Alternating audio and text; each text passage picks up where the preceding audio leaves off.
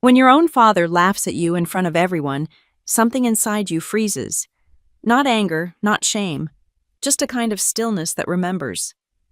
That night I remembered everything. The smell of rosemary turkey, the silver cutlery clinking, and my brother's voice slicing through the warmth. "Still no job," he said, smirking loud enough for the whole table to hear. My dad laughed too full and deep, like he was agreeing with a joke. I didn't laugh. I just smiled, the kind that hurts behind the teeth. The Bennett family Christmas dinner was a production. Every year my mother decorated the house in Connecticut like it was competing for a magazine cover, gold ornaments, a 6-foot tree, the smell of cinnamon candles wafting through the air. This year was no different, except I was the uninvited guest who still showed up. Not uninvited literally, they'd sent the card, but emotionally I knew my place. I was disappointed. Dad sat at the head of the table wearing his favorite red cashmere sweater. My brother Ethan sat beside him, the golden son. Finance manager, perfect wife, expecting his second child. Mom, ever the peacekeeper, smiled too hard and kept refilling everyone's wine glass before they could run out of small talk. And then there was me, Chloe, 27, between jobs, according to family legend. I tried to blend in, cutting into my turkey like it could distract me from the inevitable question. It always came. It always stung. So Chloe Dad started swirling his wine. "Still no job." He said it so casually, like asking about the weather. His tone was playful enough for others to laugh. And they did. Ethan chuckled first. "She's been investing, Dad. Playing with stocks on her phone. You know, the next Warren Buffett." I could hear the word playing echo in my chest. Playing. As if the years I'd spent building algorithms, analyzing markets, and making trades that outperformed major funds were some kind of hobby. Dad leaned back in his chair. "Playing with stocks. Careful, Chloe. That kind of game only ends one way, broke." I looked up, meeting his eyes. "You think so?" He smiled. "I know so. Real success doesn't come from apps and luck. It comes from hard work and stability. Maybe one day you'll understand that." Mom jumped in, her voice too gentle. "Richard, please. It's Christmas." But the damage was done. Laughter rippled around the table. Ethan raised his glass. To stability, he toasted. Everyone laughed again. Everyone but me. The conversation shifted to Ethan's promotion to his new house in Greenwich, to the baby on the way. I stayed silent, smiling when appropriate, nodding when expected. Inside, I was somewhere else entirely. Because while they talked about mortgages and baby showers, I knew something they didn't. I wasn't unemployed. I wasn't broke. I wasn't playing with stocks. I was running a fund they couldn't even imagine, quietly, deliberately, under a different name. Luma Capital. Mine. When I'd started it 4 years earlier, no one believed in me. Not my professors, not my friends, and definitely not my family. Dad told me I was wasting my degree. Ethan laughed when I said I wanted to manage my own money. So I stopped telling them. I built in silence. I learned the market's language, the kind only obsession can teach. And tonight, sitting at that glittering Christmas table, surrounded by people who thought I was failing, I realized something powerful. Being underestimated was my greatest weapon. Ethan poured himself another glass of wine. "You know, Dad, maybe Chloe should just come work with me. Get some real-world experience. You could probably start her off in admin or something," Ethan, Mom, warned softly. But Dad chuckled again. "That's not a bad idea," he said. "You'd finally get a paycheck, honey. And some structure." I set down my fork slowly. "Thanks for the advice, Dad. I'll think about it." He smiled, satisfied, as if he'd fixed me. The clock chimed 9.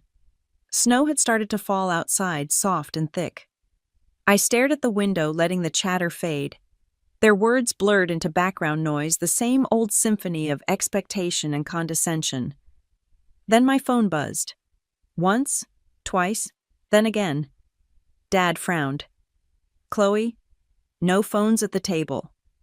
I should take this." "No," he said firmly. "Whatever app you're playing with can wait. Family comes first." I glanced at the screen. The name flashing wasn't a friend. It wasn't a boyfriend. It was James Harrington, CEO of Nova Global Investments. He didn't call unless something big was happening. Something career-changing. "It's important," I said quietly. Dad shook his head. "You'll have all the time in the world to chase fantasies after dinner." My phone buzzed again, then stopped. I slipped it into my bag and tried to breathe. A few minutes later, Ethan turned on the living room TV. CNBC was on mute. A breaking banner scrolled across the screen: Luma Capital record-breaking quarter for the mysterious fund manager under 30. Ethan snorted. "See, some kid out there actually made something of this stock market nonsense." Dad laughed. "Yeah, maybe Chloe should take notes." I smiled faintly. Maybe I should. I excused myself a few minutes later, claiming I needed air.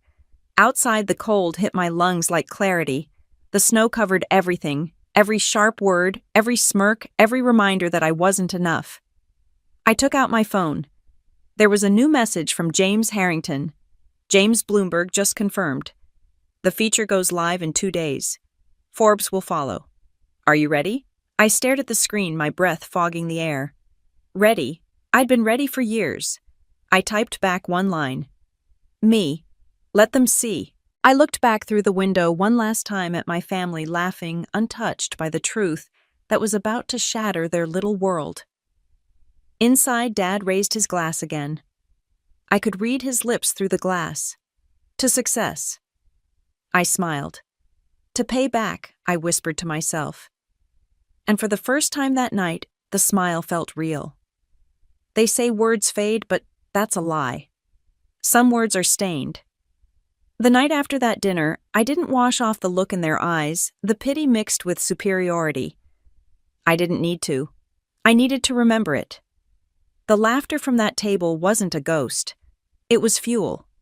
I used to think time healed humiliation. It doesn't. You heal it by turning the pain into power, the kind they can never laugh at again. By morning, I was back in Manhattan. My apartment felt small compared to their Connecticut mansion, but the view stretched across the skyline like a private promise. The city hummed below, impatient, relentless, alive. I made coffee, black and silent, and opened my laptop. The screens lit up a dozen charts, blooming like constellations across the dark. Numbers steadied me. Numbers never mocked. Luma Capital's dashboard glowed in shades of blue and green, my colors, my world. I scanned through the trades from Asia's overnight session. Our algorithm had executed 173 micro-trades, while I slept, each one a precise move in a symphony of logic. Profit up 2.3% overnight. Clean, efficient, beautiful. I ran a finger along the edge of my coffee cup. It was easy to forget that this empire managing billions in silent precision wasn't a fantasy or a hobby. The only person who needed to believe in it was me. My phone buzzed. "James Harrington." "Morning, Chloe." He said, his voice steady and polished. "You saw Bloomberg's draft?" I did. "And it's time. They're going public with the story tomorrow. Luma Capital's youngest fund manager, Forbes, under 30 billionaire works." I leaned back. "And you're sure the anonymity clause is clean completely? You'll be revealed as founder and primary shareholder. It's time to stop hiding." I exhaled slowly. "Then let's do it. I've waited 4 years, 2 months, 17 days. But who's counting?" He chuckled softly. "I'll have PR finalize the release. Sleep if you can. Tomorrow changes everything." After he hung up, I sat there staring at the skyline. The same man who toasted to my non-existent career was about to wake up to a news headline with my name on it attached to a net worth with 9 zeros. I had built an identity that didn't need a face. That anonymity was my shield. But after tomorrow, there will be no hiding. The thought didn't scare me. It thrilled me. The trading floor at Luma was calm, almost reverent. They didn't know the personal story behind the name they worked for. To them, I was just the unseen strategist, the woman who never missed a market turn. By mid-afternoon, the air outside turned metallic. I looked down at the streets below, remembering how small and powerless I'd felt in that Connecticut dining room. Here, surrounded by glass and steel, I felt untouchable. My mother texted, "Dinner was lovely last night." Hope you got home safe. Lovely.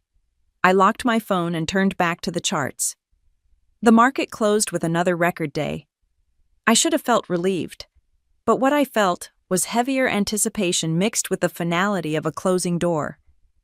I turned toward my skyline, and whispered into the cold air, "Let them see. Let's begin." They didn't knock before changing my life. It happened at 6:30 in the morning, a buzz, a ping, and the quiet collapse of anonymity. I woke to the glow of my phone lighting up the bedroom ceiling, one notification after another: Bloomberg, Forbes, CNBC, Reuters.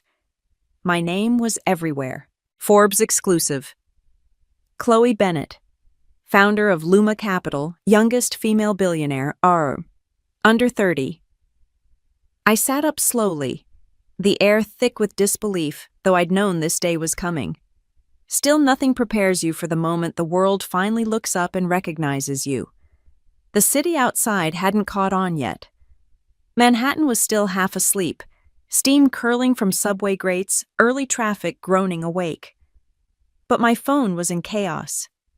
Hundreds of unread messages, reporters, investors, old college classmates, numbers I didn't recognize. I didn't answer any of them. I just swung my legs off the bed, feeling the cold wood under my feet, and stared at the screen again. My photo professional, poised detached, was plastered across every major outlet. Underneath, a single line glowed, "From family failure to financial prodigy." I laughed once quietly. The headline wrote itself. By 8, my phone hadn't stopped ringing. James Harrington called 3 times before I finally picked up. "Congratulations," he said, his voice sharper than usual. "You broke the internet." "Good morning to you, too. I told you this would happen fast, but even I didn't expect this. You're trending #1 on Twitter, #3 on Bloomberg, and Luma Capital's servers are crashing from investor traffic." "Let them crash," I said. "It's good for business." He laughed softly. "That's my girl. Listen, you've got interview requests from every network. I can manage most of them, but Forbes wants you to live on air tonight." "No," I said, "not yet." "Chloe," I said, "not yet. Let them talk first. Let the story breathe. I'm counting on it." When the call ended, I made coffee and turned on CNBC. My name was already rolling on the ticker. The anchors were practically glowing with excitement. And the mystery founder of Luma Capital is none other than 27-year-old Chloe Bennett, previously unknown to the finance world. Bennett's fund has achieved a 38% annual return since launch, outperforming every major hedge fund in the U.S. The camera cut to a panel of analysts, each speculating about my methods, my background, my meteoric rise. One of them said, "It's fascinating. Her father, Richard Bennett, runs a traditional investment firm in Connecticut. Seems talent runs in the family." I almost spit out my coffee. Runs in the family. The irony hit hard. The same man who once told me I'd never understand real finance was now being name-dropped as the father of the youngest billionaire in the country. Somewhere I imagined him sitting in his perfect leather chair watching his own words crumble. By mid-morning, I was at the office. The moment I stepped in, the trading floor erupted in applause. Dozens of analysts stood up, clapping, cheering, calling my name. "Boss, we had no idea." "Is it true?" "Forbes billionaire list. You're trending everywhere." I raised a hand, smiling. "Back to work, everyone. Markets don't pause for ego." They laughed, but I could see it, the shift. The way they looked at me now. Respect, awe, a little fear. The anonymity was gone. And with it the freedom that came with being invisible. Kayla met me by the glass wall of my office. "You've got 74 interview requests, 3 offers to sell the fund, and 2 speaking invitations from Harvard and Wharton."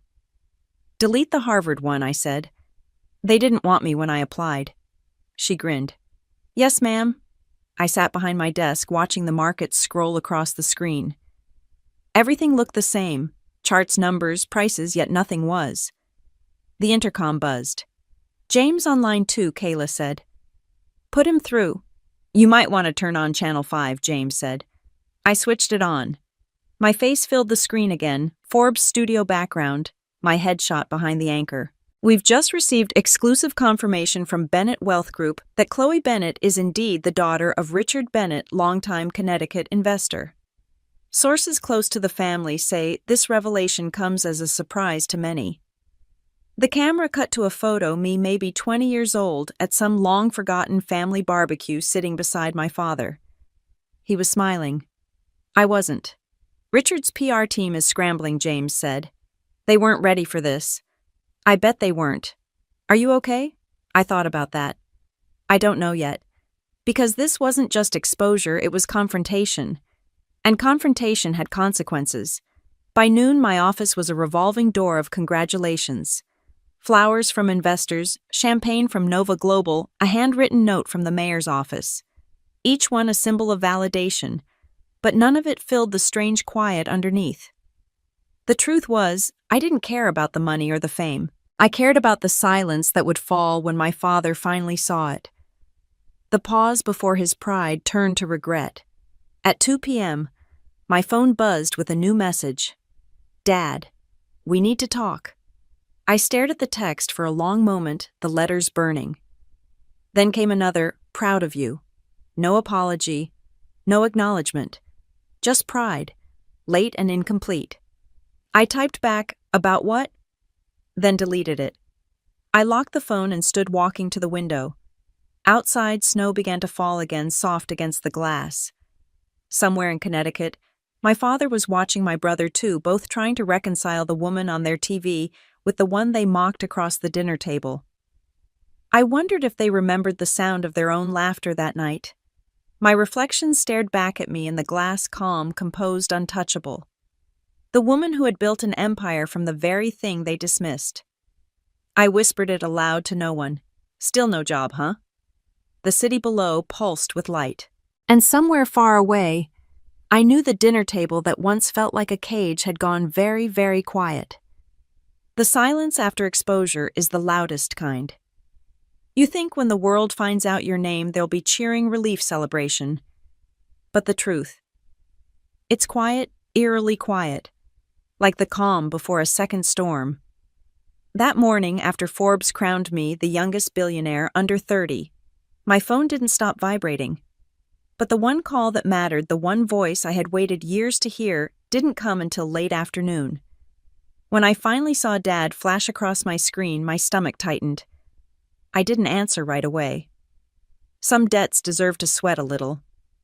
When I finally picked up, his voice was too calm, too measured. Chloe. Dad. A pause. Then, so, it's true. I could almost see him sitting in his leather chair, the fire roaring behind him, his cufflinks gleaming like medals of a war he thought he'd already won. It's true, I said simply. Another pause. Forbes, Bloomberg, all of them. Your pictures everywhere. I didn't respond.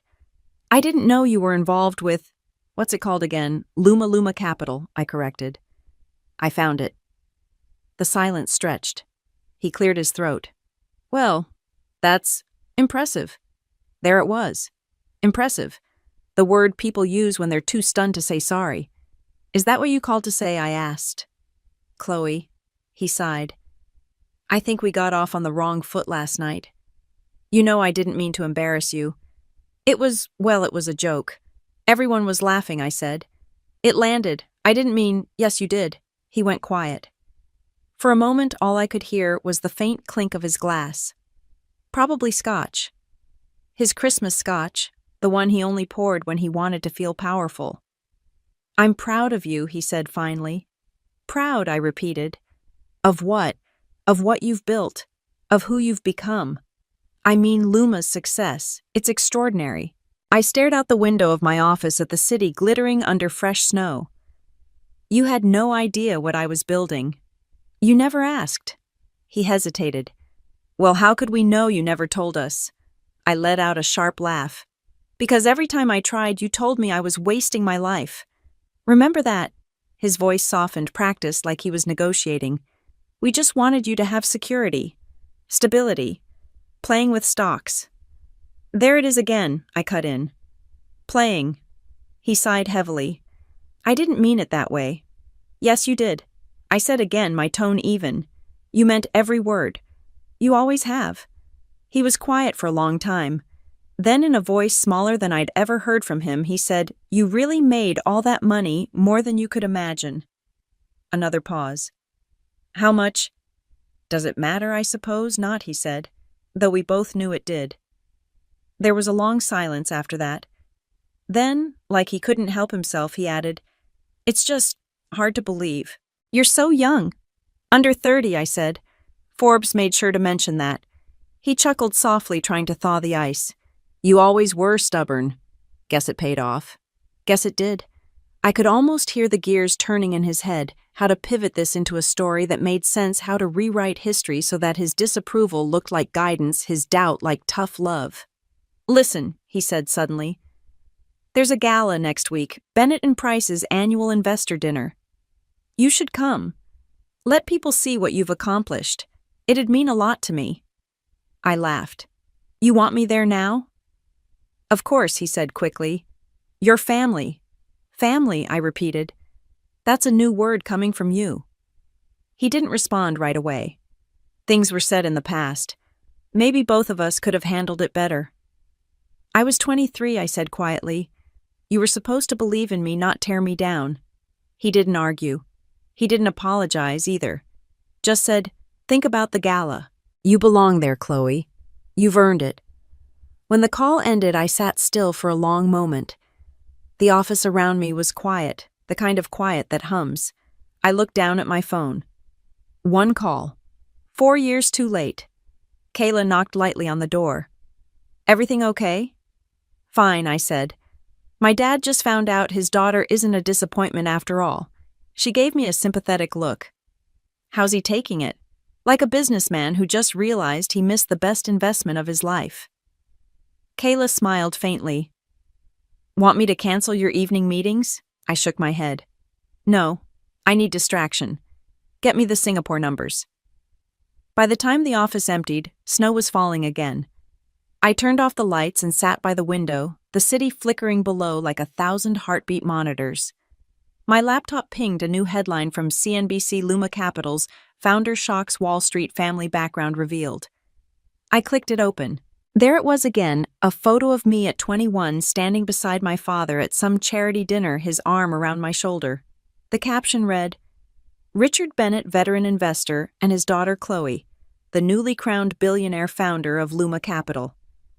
They made it sound like a legacy, like inheritance. But I knew better. What I had built came from silence, not support. The screen blurred for a second, my reflection layered over my father's old smile. I shut the laptop. That night I didn't sleep much. I kept thinking about what he said. "You belong there." Maybe I did, but not in the way he imagined. Because next week at that gala under the chandeliers and champagne, I wasn't going to show up as the forgotten daughter or the mock dreamer. I was going to show up as the reckoning. They say success changes people, but that's a lie. It doesn't change you, it changes how everyone else looks at you. The week between my father's reluctant invitation and the gala was a blur of interviews I refused, and investor calls I managed with surgical precision. James had warned me, "Your father's building his redemption narrative. He issued a press release calling you the special guest of honor before you even confirmed. He was reclaiming me as his legacy." Good, I thought. It'll make the ending more satisfying. The night before the event, I sat at my vanity staring at my reflection. The gold dress hanging beside me shimmered, tailored, commanding. I thought of the endless laughter at that Christmas dinner, the humiliation disguised as humor. I wasn't just going to show up to the Waldorf. I was going to shatter the illusion they lived in. The Waldorf ballroom glittered like a cathedral built for vanity. Crystal chandeliers bathed everything in gold, the air thick with perfume, money, and pretense. My father's name, Bennett and Price Annual Gala, was printed on banners draped across the marble entrance. I stepped out of the black car, heels clicking against the marble. The cameras outside turned like hunting dogs. Chloe Bennett. Over here. My father had ensured the world was watching the grand reunion he'd orchestrated. Inside, I caught my reflection in the mirrored wall, composed unreadable. The girl they used to laugh at was gone. The woman in her place looked untouchable. My father spotted me before I saw him. His smile stretched wide, practiced.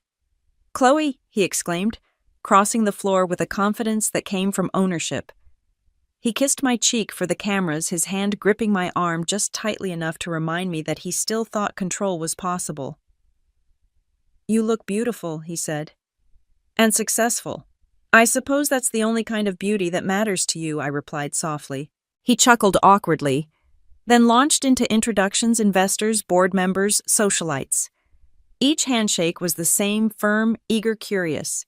"So this is the genius everyone's talking about," one man said, his cologne thick as arrogance. "The mysterious daughter who conquered Wall Street. She's full of surprises," my father said proudly. "Always has been." I smiled politely, my gaze steady. "Funny I don't remember you saying that last year when I asked for a loan." The man blinked, unsure how to respond. My father's laugh came too quickly. "Ah, she's got that Bennett wit." The crowd chuckled. The game had begun. Across the room, I saw my mother waving. She looked elegant, nervous. When I reached her, she pulled me into a hug that felt rehearsed. "Oh, sweetheart," she said, her voice trembling. "We're so proud of you. Everyone's talking about you. Everyone always was," I said quietly. "Just not for the same reasons." She blinked, then forced a smile. "Let's not ruin tonight. This is a big moment for your father. For my father. Of course. It always was." I scanned the room. Ethan stood by the bar, laughing with his wife Olivia. When he caught my eye, he raised his glass. "To the prodigal sister," he said with a smirk. I walked over. "Still keeping up with the biblical metaphors, only the ones that fit," he said. "I've got to admit, Chloe, you proved me wrong." "That must have hurt," I said lightly. He laughed, but his eyes didn't. A little. "But hey, family wins, right? Bennett blood." "Sure," I said. "Funny though, I don't remember family being in my portfolio." Olivia shifted uncomfortably. I turned before Ethan could recover. As the night deepened, speeches began. My father took the stage, his confidence radiating through the microphone. "Ladies and gentlemen," he announced tonight, "we celebrate not only the success of Bennett and Price, but the power of family. Many of you have seen the recent headlines. Our very own Chloe Bennett, my daughter, has achieved extraordinary success with her firm Luma Capital." Applause erupted. Cameras flashed. My father beamed. He wasn't celebrating with me. He was reclaiming me. My success was his redemption story.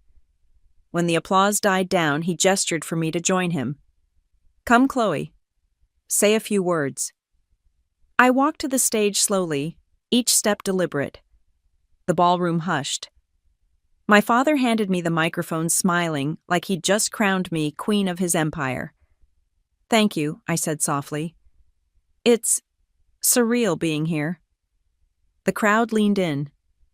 My father is right about one thing: this is about family. I turned to him.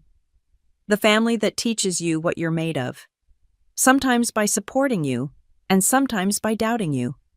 A ripple moved through the room. My father's smile stiffened. "I built Luma Capital from nothing," I continued, "with no inheritance, no backing, and no one telling me I could. In fact, I was told the opposite." The air tightened. Cameras clicked. My father's color drained. I remember being told that playing with stocks was a waste of time, that I needed a real job. I remember laughter at Christmas dinners, at birthdays. But I also remember the silence when those same people read my name on Forbes this week. The ballroom was frozen. "I guess success runs in the family," I said, my voice even if the family didn't run with me. I handed the microphone back to my father. His hand trembled slightly. I smiled sweetly, for the cameras leaned in, and whispered, "You wanted your legacy, Dad. Congratulations. Now the world knows who really built it." Then I turned, stepped off the stage, and let the applause chase me out of the light. The damage was done. The whispers began almost instantly. As I walked toward the exit, Ethan caught my arm. "What the hell was that?" "The truth," I said. He stared at me, speechless. I smiled. "Don't worry, big brother. You'll get used to it. Everyone does." Outside snow drifted down through the city lights. I stood under it, breathing in the cold. Behind me, the golden ballroom shimmered with all its illusions, and for the first time in years, I felt free. You can't set a fire in a room full of liars and expect them to stay calm when the smoke starts rising. The night after the gala, the city didn't sleep, and neither did I. My speech had become the story. Within hours, clips of it spread online like gasoline meeting flame. Chloe Bennet confronts her father live on stage. The headlines wrote themselves. Every outlet had a version. Some called it powerful. Some called it ruthless. But none of them called it wrong. For the first time, people were hearing my truth, and it wasn't my family telling it. By morning, the phone wouldn't stop ringing. James called first. "You've broken the internet again," he said. "You realize that, right?" I sipped my coffee, staring out the window at the pale dawn over Manhattan. "Good," I said. "It's about time. You humiliated your father in front of every major investor he has." "He humiliated me for 27 years, I said flatly. "We're even." James exhaled. "You're trending across every platform. The public loves you, but the financial press is divided. Some say you're a symbol of female empowerment. Others think you're reckless. I'm not here to please them." He hesitated. "Your father called me." I turned. "He what?" He wanted to know if Luma's success was somehow tied to Bennett and Price, that maybe he could smooth things over publicly. I laughed quietly. Of course he did. He sounded desperate, Chloe. He's losing investors fast. The press is digging into his books. You hitting that stage might have lit the fuse that ends his firm. I didn't answer right away. Outside, the snow had turned to rain, streaking the glass like old tears. "Let it end," I said finally. "He built his empire on arrogance. It's about time it collapses under truth." James paused. "Are you sure that's what you want?" "I'm sure," I said. But even as I said it, the words felt heavier than I expected. By noon, the damage was undeniable. News outlets had switched focus from me to him. Bennett and Price faces investor exodus after gala incident. Anonymous sources reported angry calls, board meetings gone silent. My father's empire was bleeding, and for the first time in my life, I was the cause. I should have felt victorious. But what I felt was something stranger, hollow. My assistant, Kayla, appeared at the door. "You have visitors," she said softly. "Your mother and brother." I froze. "Here," she nodded. "They've been waiting in the lobby for an hour." I considered sending them away. Then with a sigh, I said, "Send them in." Mom came in first. Immaculate as always, pearls around her neck, smile trembling like a flag in the wind. Ethan followed, his expression unreadable. Chloe, Mom began, her voice too careful. "We need to talk." "I figured," I said. She clasped her hands. "What you did at the gala, it was shocking. You humiliated your father in front of everyone." I told the truth. "Some truths don't need to be told that way," she said quickly. I met her eyes. "How else should they be told?" Mom quietly. "In the kitchen while you pour more wine and pretend everything's fine." She flinched. Ethan stepped in. "Chloe, listen, Dad's not perfect, okay? But this is bad. The firm's losing everything. He's a wreck." I raised an eyebrow. "And suddenly that's my fault." "Don't twist this," Ethan snapped. "You wanted revenge and you got it, but at what cost? He's still our father. You've changed too. You think you're the only one who's been underestimated?" I stared at him. "Ethan, the difference between you and me is that you were born with approval. I had to buy mine. Forgiveness doesn't come with press releases." "Then what does it come with?" he demanded. I looked at him. Change. Silence fell between us. Mom sank into the chair opposite my desk, looking smaller than I'd ever seen her. "Chloe," she whispered, "your father's been calling you nonstop. He wants to see you. I have nothing to say to him." "Please," she said. "He's not well." The edge in her voice wavered, real fear this time. I hesitated. "What happened? He hasn't slept. He's drinking again. The board is threatening to remove him. He said he won't step down unless he speaks to you first." I swallowed hard. For a moment, the sharp satisfaction I'd felt all week dissolved into something colder guilt, maybe, or just fatigue. Ethan folded his arms. You wanted to be heard, Chloe. Now he's listening. So go talk to him before this destroys him. I didn't answer. Mom reached across the desk, her hand trembling. Please, he's still your father. The word father echoed in my mind, familiar, heavy, poisoned. After they left, I sat there for a long time staring at the skyline. Every success I'd ever dreamed of was finally mine, but it felt like standing on top of a burning building. By evening, the city lights blurred into rain. My phone buzzed again. Unknown number. I didn't want to answer, but something told me I should. Hello? It was his voice. Raw, unsteady. Chloe. I closed my eyes. Dad. He exhaled shakily. You win. This isn't a game, I said. Isn't it? He rasped. That's what it's always been for you. Strategy. Moves. Checkmate. You got your revenge. Congratulations. Don't do that, I said quietly. Don't make this about pride. What else is left? He whispered. You took everything else. There was a long silence. I heard the sound of ice clinking in a glass, then his voice again, small this time. You were right. I never listened. And now it's too late. Before I could respond, the line went dead. I sat there, phone pressed to my ear, listening to the silence that followed. It wasn't a victory anymore. It was a consequence. And for the first time since this all began, I wasn't sure which one of us had truly lost. The sound of power dying isn't loud. It's quiet like glass cracking beneath velvet. 2 days after the gala, the headlines shifted again. Not about me this time, but about him. Bennett and Price faces internal collapse. Richard Bennett, under investigation for investor mismanagement. Each article stripped another piece of his reputation away, one paragraph at a time. By noon, I knew it was over. The empire he'd spent 3 decades building was gone, eroded not by scandal, not by fraud, but by the one thing he could never control, truth. And I was the one who'd set it free. I didn't feel triumphant when I read it. I felt nothing. That kind of silence only comes when you get everything you thought you wanted. James called mid-morning. You've seen the news, every word I said staring at the muted TV in my office. His board just forced him to resign. Effective immediately. They've appointed interim leadership while they investigate the firm's accounts. Investors are pulling out by the hour. I closed my laptop. So that's it? That's it, James said softly. Then after a pause, you should go see him. I've seen enough. Chloe, he said, his tone changing, he's not the man from the gala anymore. Whatever pride he had, it's gone. And whether you like it or not, you two share the same blood. You built something he couldn't understand. That doesn't mean you can't end this with grace. Grace, I repeated. He never gave me any. I know, but you're not him. I didn't answer.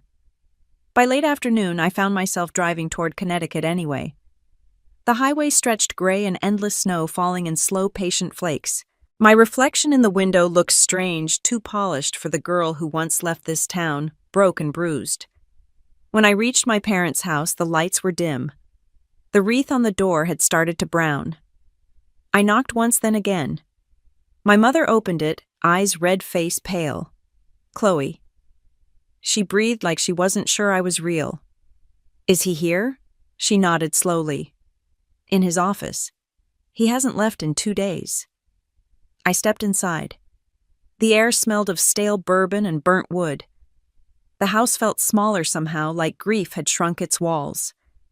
As I walked down the hallway, memories flickered in fragments, the sound of his laughter echoing after every insult, the way he'd dismissed me with a single wave of his hand. But when I reached the door of his office, all that anger dissolved into something heavier. The door creaked open. He was sitting behind the desk, shoulders slumped, the once impeccable man, now a silhouette in half-darkness. Papers were scattered everywhere. Reports, statements, old awards. The bottle beside him was nearly empty. He didn't look up when I entered. Come to see the ruins, I swallowed hard. I came to see you. He laughed, dry, bitter. You already saw me. On stage. You made sure of that. That wasn't my plan, I said quietly. No, he said, staring at the wall. But it was your truth. And the truth has teeth. He finally looked at me, then his eyes bloodshot but sharp. You wanted to make me feel small. Congratulations. You did. I met his gaze. I didn't want to make you feel small. I wanted you to see me. I saw you, he said, voice rising. I saw you sitting in this house wasting potential. I saw you chasing dreams that made no sense. I saw you throw away a life I tried to build for you. You saw what you wanted to see, I said, my voice steady. You never looked past your own reflection long enough to realize I was building something too. He rubbed his face with both hands, the fight draining from him. And now you've built it. You've won.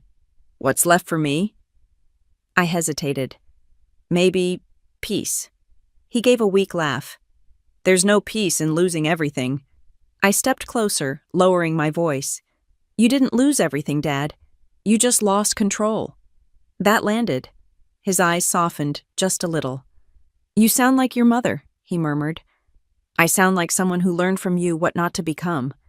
He nodded slowly, the faintest ghost of a smile on his face. Good. You'll need that. For a long moment we just stood there in silence. Outside, snow fell against the window like quiet applause from the universe itself. I don't hate you, I said finally. Even after everything. I just wanted you to understand that I was never your failure. He looked at me, and for the first time in years, I saw something raw and human in his eyes, regret. I understand, he said. Too late, but I do. I took a breath. Then maybe that's enough. He leaned back in his chair, exhaustion written across every line of his face. You're stronger than I ever was. No, I said softly, just quieter. When I left his office, my mother was standing at the end of the hall, tears shining in her eyes. Did he listen? She asked. He heard me, I said. That's a start. She touched my arm. You did what you had to do. I did what he taught me to do, I said. Win. Driving back to the city that night, the snow had stopped. The world looked clean again, almost forgiving. I rolled down the window slightly, breathing in the cold air. The revenge was complete.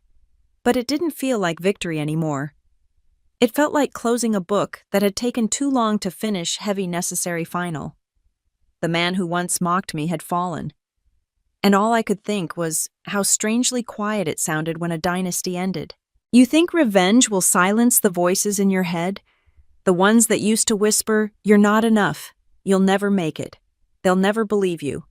But when you finally win, when the world finally bows to the proof you built from your own pain, the voices don't disappear. They just change their tone. Now they ask, was it worth it? That question haunted me in the weeks after my father's fall. The world had its story. I'd risen, he'd crumbled, the prodigal daughter had returned in triumph. But beneath the headlines, something inside me felt unfinished. The media wouldn't let it die. Every morning another article appeared, some praising me as the symbol of perseverance, others painting me as ruthless, the billionaire who brought her father down. One read, Family feud on Wall Street. The Bennett's empire burns. They loved the drama. They didn't care about the truth. At Luma Capital, life went on. My team worked with the precision of a well-oiled machine, profits climbing higher than ever. We'd just crossed $9 billion in managed assets, and new investors were flooding in faster than we could onboard them. But success had started to taste different, metallic, hollow, like biting into victory that had already spoiled. Kayla noticed first. You're here every night again, she said one evening, standing in my office doorway. You haven't taken a single day off since the gala. I have work to do, I said, eyes fixed on the monitors. Luma could run itself for a week and still break records, she replied. You built it that way. What are you really working on? I looked up from my screen. Noise management. She frowned. Noise? People talk too much, I said. I want the markets to remember me for my performance, not my bloodline. Kayla hesitated, then said quietly, You can't control every story. I can control the numbers, I said. And numbers never lie, she sighed. Neither do headlines. When she left, I stared at the skyline through the glass wall. She was right, but admitting that felt too much like weakness. Later that night, James called. "You've been quiet lately. I'm working." "I know that tone," he said. "You're not working. You're distracting yourself." "From what?" "From the part where you realize victory and peace aren't the same thing." I didn't respond. "Listen, Chloe," he continued. "I've seen this happen before. You spend years fighting to prove something, and when you win, you don't know who you are without the fight. So you find another battle. You haven't even processed what happened with your father. You went straight from burning bridges to building bigger ones." I forced a laugh. "That's how I survive, James." He paused. "Or how you hide. You don't owe him forgiveness, Chloe. But you do owe yourself peace." After he hung up, I sat there staring at my reflection in the dark glass. My own eyes looked unfamiliar, tired, sharper, older. Maybe he was right. Maybe I didn't know how to stop fighting. The following weekend, I found myself driving toward Connecticut anyway. The air was still and cold. My thoughts dragged me back to the look in my father's eyes that last day in his office defeated tired human. For the first time, I realized how long he'd been afraid. Not of failure, but of irrelevance. I thought I'd killed his pride. But maybe I'd only stripped it bare. When I reached the house, the lights were dim. My mother answered the door, this time, relief washing over her face. "He's in the study," she whispered. "He'll be glad you came." The last time I walked into that room, it smelled of bourbon and bitterness. Now it smelled like dust and medicine. He was sitting in the same chair, thinner, paler eyes, duller. But when he saw me, something flickered, pride maybe, or disbelief. "Chloe," he said quietly. "Dad." He gestured to the chair across from him. "You didn't have to come." "I wanted to." "That's new," he said with a faint smile. I sat down. "How are you?" He shrugged weakly. "Alive, mostly. They took everything. The firm, the house. Even my name doesn't mean much anymore." I met his gaze. "You still have it, though. Your name. That's more than some people get." He chuckled softly. "You always were the philosopher." Then, after a pause, "You were right, you know, about everything. I didn't listen. I didn't believe in you." I swallowed hard. "That's over now." He shook his head. "No, it's never over. The way I treated you, it's the one thing I can't undo." I looked down at my hands. "I didn't come here for an apology." "Then why did you come?" I hesitated. "Because you taught me to win. And I wanted to tell you, I finally learned what that really means." He tilted his head. "And what's that?" "That winning doesn't mean someone else has to lose." He stared at me for a long time, then nodded slowly. "You're a better person than I ever was." "I'm just older than I used to be," I said. We sat in silence after that 2 generations of pride, finally too tired to fight. When I stood to leave, he reached for my hand. His grip was weak, but his voice was steady. "I never said it before, but I'm proud of you, Chloe. Not for the money, for surviving me." I felt something in my chest loosen like a knot finally giving way. "Goodbye, Dad," I whispered. "Not goodbye," he said softly. "Just peace." And for once I didn't correct him.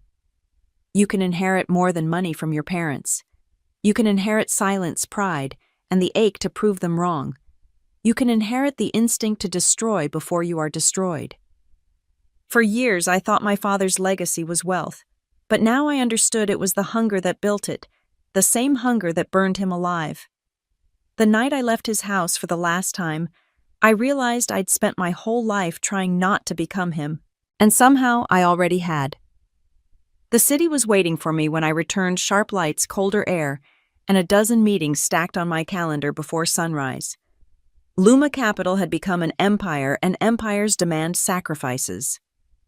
"Congratulations," James said as I stepped into my office. "We just crossed $10 billion in assets under management." I dropped my coat over the chair. "And how many hours of sleep have you had?" "2," he said, grinning faintly. "You same." He studied me for a moment. "You're running faster than ever. I thought things would slow down after..." Everything. They never do, I said. James leaned against the desk.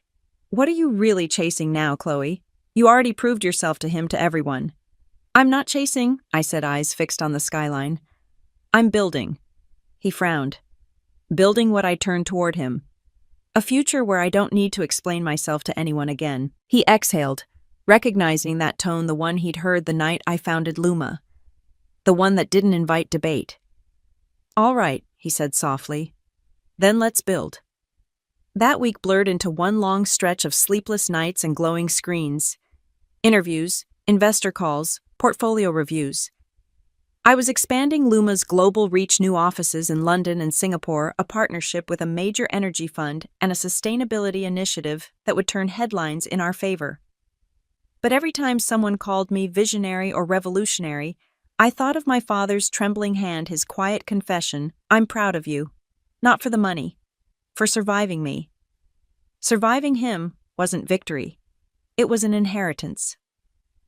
One evening, I found myself staring at the wall where I'd hung my first framed article, Broke to Billionaire, the Woman Who Beat Wall Street.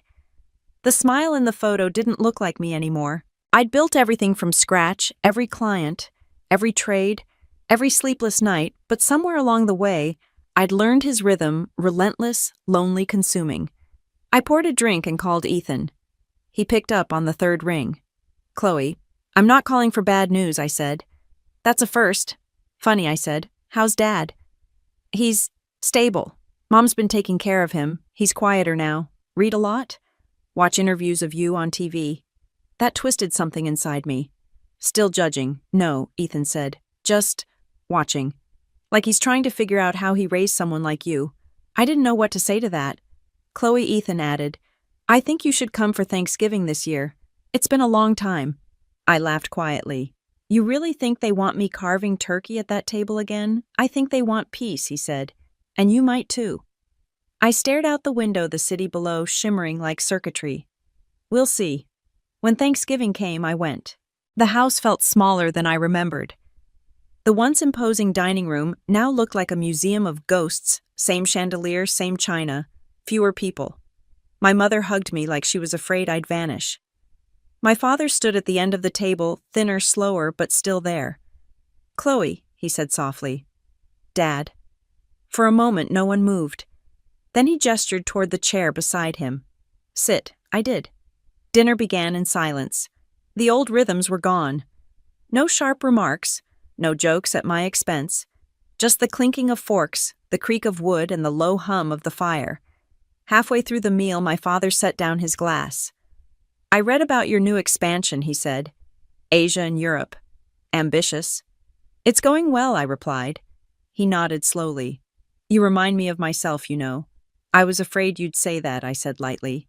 He smiled faintly. Don't be. You took the part of me that built something out of nothing and left behind the part that couldn't stop destroying it. I froze. That's not true. He looked at me, eyes sharp again. Isn't it? You haven't rested since the day you started Luma. You've made billions, but you're still chasing something that doesn't exist. You call it progress. I called it purpose. But really, it's fear. Fear of what? Of being ordinary, he said. The words hit harder than I expected. He leaned back. The curse of people like us, Chloe, is that we don't know how to live without a mountain to climb. And when we reach the top, we just build a taller one. I looked at him across the table. The man who once mocked my ambition, now warning me of his own reflection. I'm not you, I said quietly. God. I hope not, he murmured. For the first time in my life, I believed him. After dinner, we stepped out onto the porch. The air was cold. Stars bright against the black sky. You know, he said, when Forbes called you the youngest self-made billionaire, I didn't feel envy. I felt relieved. Relief that you'd finally escaped me, he said. That my voice wasn't the one in your head anymore. I stared at him, my throat tight. It still is sometimes. He gave a small smile. Then promise me something. Don't let my mistakes become your inheritance. I nodded, unable to speak. He looked out over the dark lawn. You were always meant to burn brighter than this house, this family, this name. Just don't burn yourself out. That night when I left, he hugged me for the first time in years. His voice trembled against my shoulder. "You've already changed the world once, Chloe. Now change what's left of yourself." Driving back to the city, I thought about what he said. The inheritance he gave me wasn't money or guilt. It was the understanding that ambition without peace is just another form of captivity. And maybe for the first time in my life, I was ready to be free. Success has a strange way of turning into a mirror. At first you think it reflects your strength, the proof that you made it on your own terms. But if you stare long enough, you start to see everything you sacrificed staring back at you, the nights you didn't sleep, the people you lost, the person you became. After Thanksgiving, I returned to the city with a calm I didn't recognize. For the first time, I wasn't angry. I wasn't chasing. I wasn't running from my father's shadow. But peace, I would soon learn, can be as dangerous as ambition. The markets were wild that winter. A storm of volatility hit the tech sector, and all eyes turned to Luma Capital. The press called it the Bennett Shield, our ability to stay untouched while others bled. They painted me as invincible. I knew better. Invincible is the last thing anyone should ever believe they are. Kayla knocked on my office door one morning. "You're trending again," she said, sliding her tablet across the desk. I glanced at the screen. "Bennett predicts market crash saves investors billions." "Great," I said flatly. "You just prevented half of Wall Street from burning to the ground." "Maybe try smiling. I didn't save them. I protected us." She sighed. "You can't even enjoy being right anymore, can you?" "Being right," I said, leaning back in my chair, "is expensive. People remember the times you win. They never forgive the ones you lose." Her eyes softened. "Then maybe it's time to lose something that doesn't cost you your soul." She left before I could answer. That night, as I reviewed the numbers, my phone buzzed. "James, your forecast went viral," he said when I picked up. "Every fund manager in New York wants your strategy. CNBC called you the Oracle of 28. "Let them talk," I said. He hesitated. "You sound detached." "I'm tired of being a headline." "You're not just a headline, Chloe. You're a movement. But movements have to evolve or they collapse." I looked out at the city skyline, the towers glowing like molten steel. Maybe evolution means disappearing before the applause turns to noise. He was quiet for a beat. "You're not thinking about walking away." "Not forever," I said. "Just long enough to remember what living feels like." "Take it from me," he said softly. "The hardest part of being right is learning when to stop proving it." The next morning, I canceled 3 interviews, rescheduled 5 meetings, and left the office without telling anyone. I walked through Central Park until my phone died, my heels sinking into the damp winter ground. For the first time in years, no one recognized me. No flashing cameras, no questions, no eyes expecting me to perform. Just me and the quiet hum of the city breathing. I ended up at a small cafe near the East Side. A man at the next table was reading the Financial Times, and there it was, my face again, splashed across the business section. "Bennett's genius move stabilizes market confidence." I almost laughed. They made it sound like I'd saved the world. I just did my job. As I paid my bill, I heard a voice behind me. "You're her, aren't you?" I turned. A woman stood there, mid-40s, wearing a faded coat and a tired smile. The girl from Forbes. The one who started with nothing. "I'm Chloe," I said cautiously. She nodded. "I knew it. My son talks about you all the time. Says you're proof that people like us can make it." Her eyes shone with something I hadn't seen in a long time, hope. "He started investing last year," she said. "He's only 21, but he believes he can build something.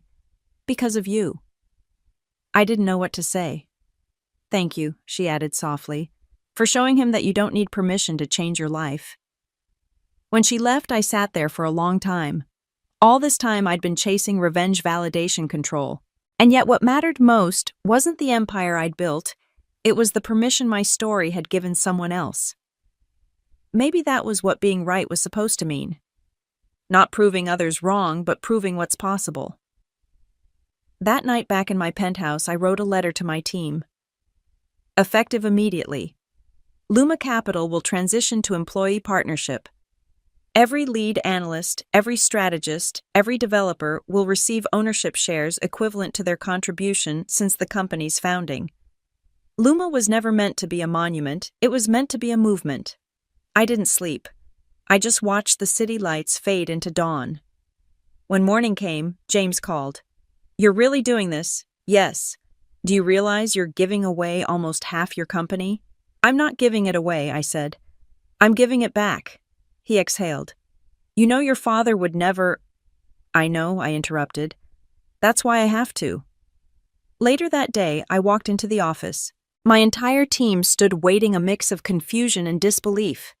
I explained everything: the partnership plan, the ownership shares, the future I wanted for them. When I finished, there was silence. Then Kayla stepped forward. "You're serious?" "Completely." She smiled, shaking her head. "You're insane." "Probably," I said, "but it feels like the first sane thing I've done." Applause filled the room. Real applause. Not the polite kind people give to power, but the kind that comes from being seen. As they cheered, I thought about something my father once told me. Power means never owing anyone anything. He was wrong. The only power that lasts is the kind you're willing to share.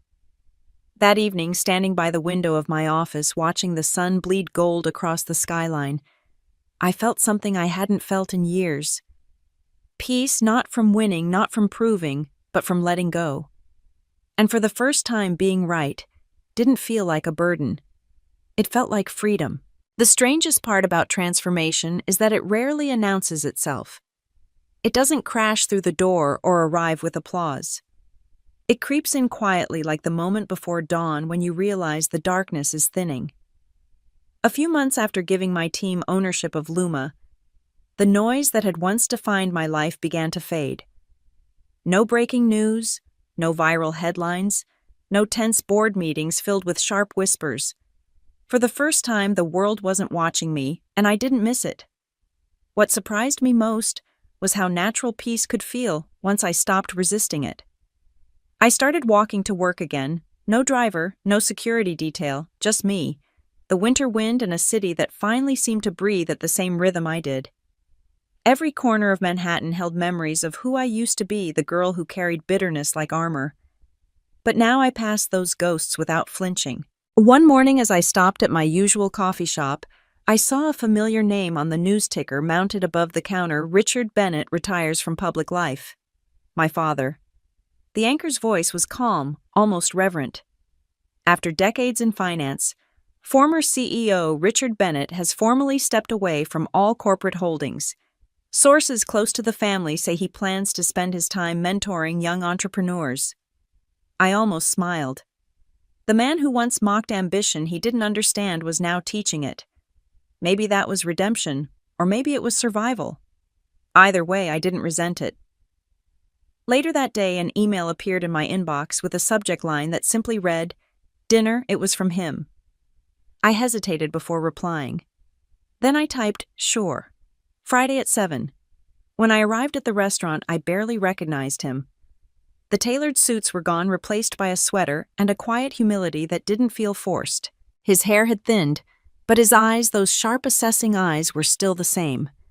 "Chloe," he said, standing as I approached. "Dad." He gestured toward the seat across from him.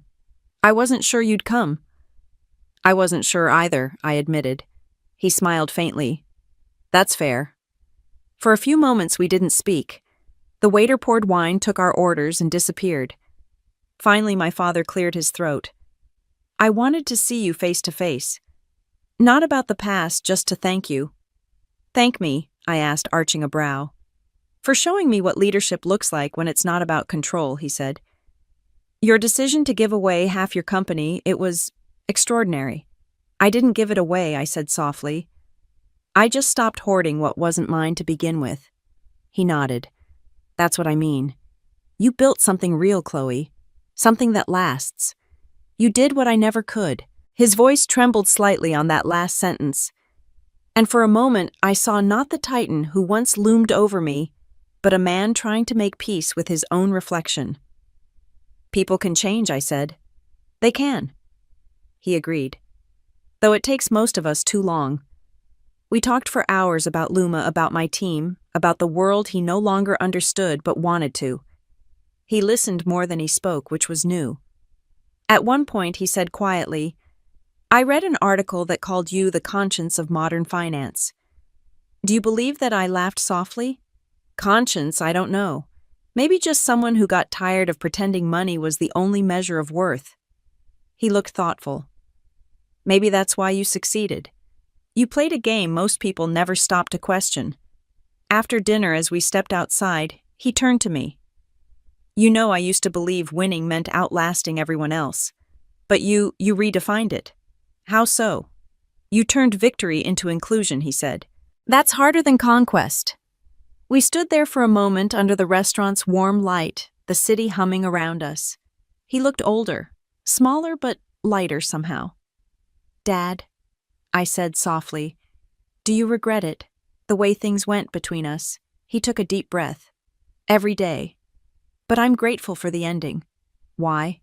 "Because I got to see you become everything I never allowed myself to be." Something inside me eased then, like a door finally closing without a slam.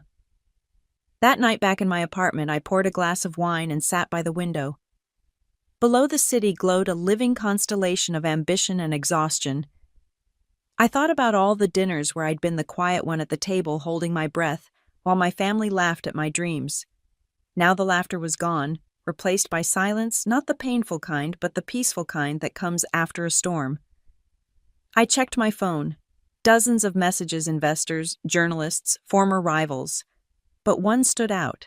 It was from Rachel, my cousin, the only one who'd ever defended me years ago at that infamous Christmas dinner. Her text was simple. "Proud of you. The whole family reads everything you do. You made them think. That's more powerful than revenge." I smiled. She was right. Revenge gets attention. Reflection changes people. The next morning, I went to the office early. The floors were quiet, the sun barely breaking through the skyline. Kayla was already there, sipping coffee. "You're early," I said. She smirked. "You're later than usual." "Fair." I walked to my desk. "I had dinner with my dad last night." She raised her eyebrows. "And it wasn't about guilt this time," I said. "It was about understanding." "That's new," she said. It felt new, I admitted. Maybe that's what forgiveness actually is, not forgetting what happened, but being able to sit across from it and breathe. Kayla studied me for a long moment. "You've changed." "So has everything," I said quietly. She smiled. "Good, because the world's watching again." "Let them," I said, glancing toward the sunrise. "This time I'm not performing." When I turned back to my desk, the light caught my reflection in the glass, a face no longer haunted by proving or pleasing, just living. The tables had turned, not with thunder, but with grace. And somehow that silence was the loudest victory of all. Revenge was supposed to be the ending. That's what I believed when this story began, that once I proved them wrong, the ache would fade, the world would make sense, and I could finally rest. But revenge isn't an ending. It's a door you walk through only to find another version of yourself waiting on the other side, asking, "Now what?" Months after reconciling with my father, after the noise had finally died down, I realized that what came next wasn't about wealth or victory. It was about what I would do with the power I'd once fought so hard to claim. Luma Capital was thriving, stronger, freer, more human than I'd ever imagined.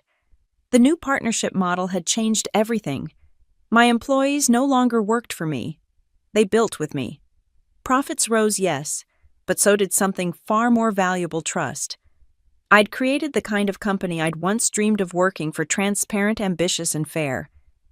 On a gray morning in March, I stood in front of a crowd at Columbia University preparing to deliver the keynote address for their entrepreneurship summit. Rows of young faces looked up at me, bright, hungry, full of that same fire I used to carry like a shield. I began. "When I was your age, I thought the goal was to be the smartest person in the room, the loudest, the one everyone noticed. But what I've learned is that real power doesn't come from being noticed, it comes from being useful. It comes from creating something that makes the world a little less cruel than you found it. As I spoke, I saw flashes of my younger self among them, the girl who once sat in rooms full of laughter, pretending their mockery didn't sting. And for the first time, I didn't pity her. I was proud of her. She hadn't survived despite her pain. She'd survived because of it. After the speech, a student approached me, nervous but determined. "Ms. Bennett," she said, "how did you keep going when everyone told you to stop?" I smiled. Because every no sounded like a dare. She grinned, nodding slowly, and I thought, she'll be fine. That night, as I returned to my penthouse overlooking the Hudson, I found a letter waiting on my desk. Handwritten. No one wrote letters anymore. The handwriting was careful, deliberate. My father's. "Chloe," it began. "By the time you read this, I'll be gone. Nothing dramatic, just the quiet kind of leaving that comes when the body knows it's time. I didn't want to make it a spectacle. You've had enough of those. I wanted to tell you one last thing. I'm proud of you, not because you built an empire, but because you built yourself. You were the best thing I ever made, even if I didn't know it until the end." I stopped reading. My throat burned. The city outside my window blurred into streaks of gold and gray. The rest of the letter was simple. He'd left me his journals, notes, reflections, things he never said aloud. He wrote that he'd finally understood that love and pride weren't the same thing, that he'd spent too much of his life confusing control for care. I read those words again and again until dawn. Then I poured myself a cup of coffee, walked out onto the balcony, and watched the sun rise over the river. For the first time in years, I didn't feel anger or guilt or the need to prove anything. I just felt whole. A week later at the memorial, people whispered the way they always do at funerals, half sorrow, half gossip. They spoke of his brilliance, his downfall, his redemption. I didn't speak much. I didn't need to. I just stood there watching the man who once towered over my life finally rest beneath the earth. After the service, Ethan found me by the gate. "He wanted you to have this," he said, handing me a small wooden box. Inside was a single gold pen, the same one my father had used to sign every deal of his career. "He said you'd know what to do with it," Ethan added. I turned the pen in my hand, its surface warm from his palm. "Yeah," I said quietly. "I do." 2 months later, the Luma Foundation was born. Its mission: financial literacy and access for women from underserved communities, the ones who'd been told, like I once was, that money wasn't for them, that the world of finance was a man's game. The first scholarship was in his name. When the press asked why, I told them the truth. Because he taught me the hardest lesson I ever learned: sometimes the people who break you are the same ones who make you strong enough to rebuild. The foundation grew faster than I'd imagined. Within a year, we'd reached thousands of women, teaching, mentoring, opening doors. Every time one of them launched a business, landed a job, or made her first investment, I felt that same quiet satisfaction ripple through me. The kind that didn't need applause. One evening after a long day at the foundation, I walked along the river, the city lights flickering like a heartbeat. I thought about everything that had happened: the humiliation, the success, the loss, the peace that came after. And I realized something I'd never understood before. Revenge had never been my story's end. It had been the spark that forced me to find a better beginning. I wasn't the daughter my father wanted. I was the woman I needed to become. When I got home, I placed his pen beside my computer next to the first article Forbes ever wrote about me. The caption read, "The girl with no job who became a billionaire." I smiled. "Not a billionaire," I whispered to the empty room. "Just free." Outside, the city pulsed with a familiar rhythm, fast, relentless, alive. For the first time, I didn't feel like I was running against it. I was moving with it. And as I turned off the lights, I knew this wasn't the end of my story. It was just the moment I stopped needing revenge to feel alive. If you've ever been underestimated, remember this. Sometimes the best revenge isn't proving them wrong. It's living so fully, so fearlessly that they stop being part of the story at all. Like, comment, and share your thoughts below. Because somewhere, someone out there still needs to hear, that the tables can turn quietly and the light after revenge can be brighter than you ever imagined.